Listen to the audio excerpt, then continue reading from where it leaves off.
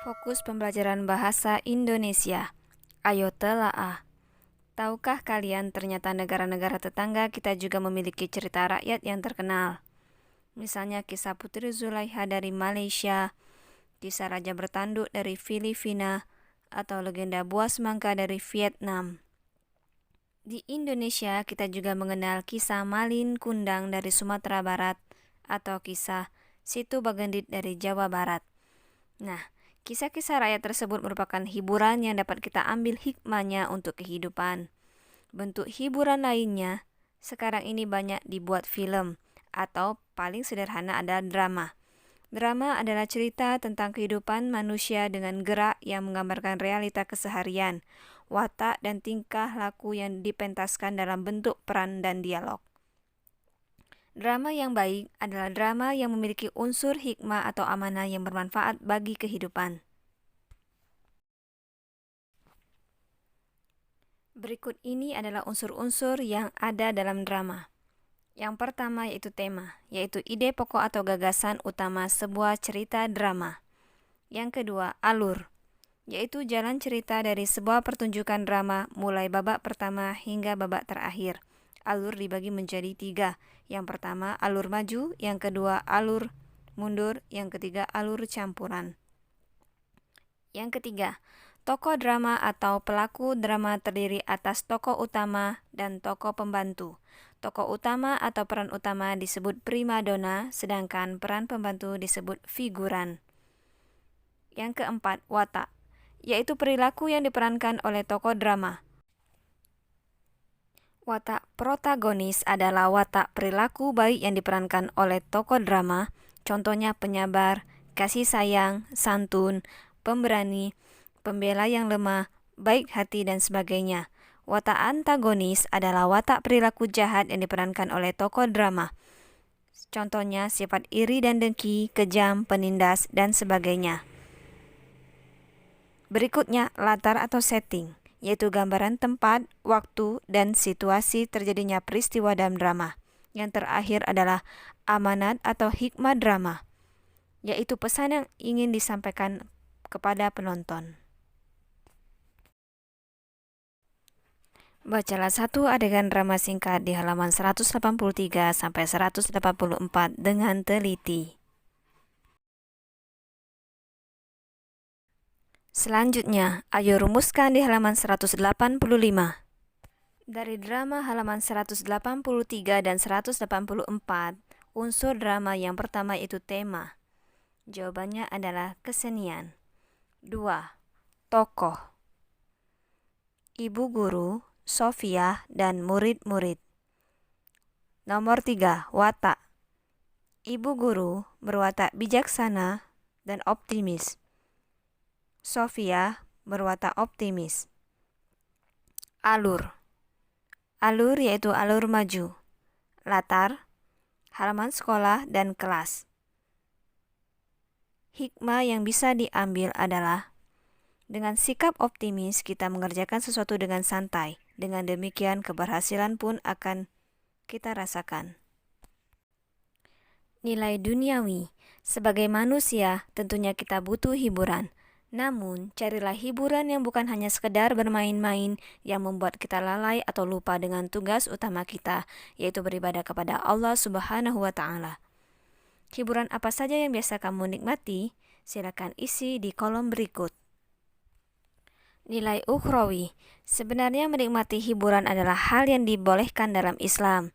Tetapi berhati-hatilah, banyak sekali hiburan yang melalaikan dan melupakan tujuan hidup utama kita, yaitu beribadah kepada Allah Subhanahu wa Ta'ala.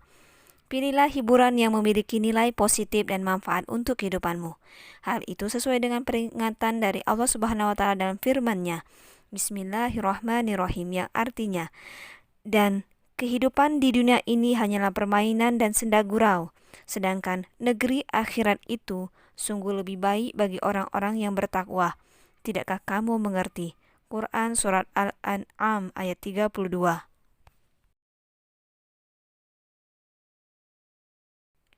Fokus pembelajaran SBDP di halaman 189.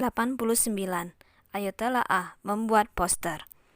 Gambar di samping adalah sebuah poster. Poster adalah suatu media publikasi yang di dalamnya terdapat teks, gambar, atau perpaduan keduanya yang bertujuan untuk informasi atau pesan tertentu kepada khalayak. Perhatikanlah poster di samping. Tema dari poster tersebut adalah tentang menyayangi tumbuhan. Poster tersebut bertujuan untuk mengingatkan kita akan bahaya dari menebang pohon sembarangan.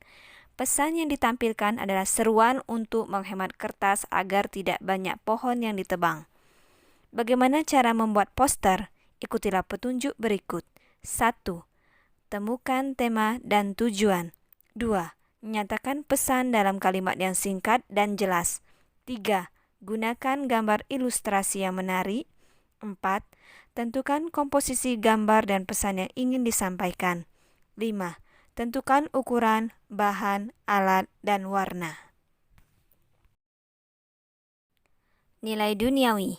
Poster yang baik mampu menyampaikan pesan positif dengan jelas kepada pembacanya.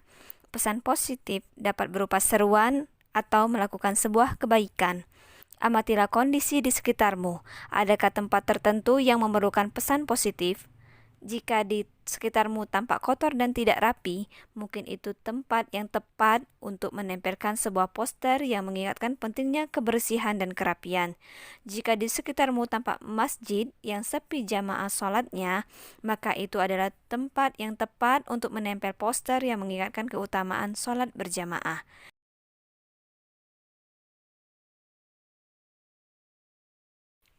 Nilai ukhrawi. Allah Subhanahu wa Ta'ala berfirman, Bismillahirrahmanirrahim, yang artinya, demi masa, sungguh manusia berada dalam kerugian, kecuali orang-orang yang beriman dan mengerjakan kebajikan serta saling menasehati untuk kebenaran dan saling menasehati untuk kesabaran.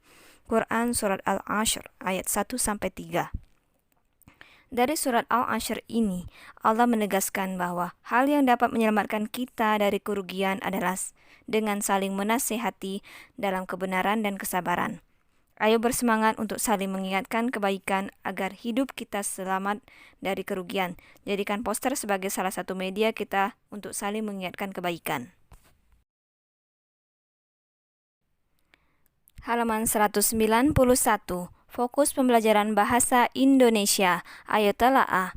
Pada pelajaran sebelumnya, kalian sudah mendapat tugas untuk membuat sebuah poster. Membuat poster melalui beberapa tahapan, mulai dari menentukan tema, tujuan, pesan, hingga membuat desain gambar dan memilih warna. Kalian bisa membuat laporan dari hasil kegiatan tersebut. Bagaimanakah caranya? Laporan yang baik dibuat berdasarkan fakta dan data yang akurat sesuai dengan apa yang dialami dan tanpa ada rekayasa. Sekarang, marilah kita membuat laporan dengan urutan sebagai apa saja yang harus kalian tuliskan di dalam bagian-bagian laporan. Mari kita simak penjelasan berikut. 1. Judul. Judul laporan harus sesuai dengan kegiatan yang akan dilaporkan. Gunakan kalimat baku yang singkat dan jelas. 2. Kata pengantar. Berisi latar belakang mengapa kegiatan tersebut dilakukan beserta tujuan singkat dari pembuatan laporan. 3. Daftar isi. Memuat nomor halaman dari masing-masing bab untuk memudahkan pembaca mencari informasi yang dibutuhkan. Kita bisa membuat daftar isi di akhir sesi pembuatan laporan untuk memudahkan mengecek halaman dan isi yang sudah dibuat. 4. Pendahuluan.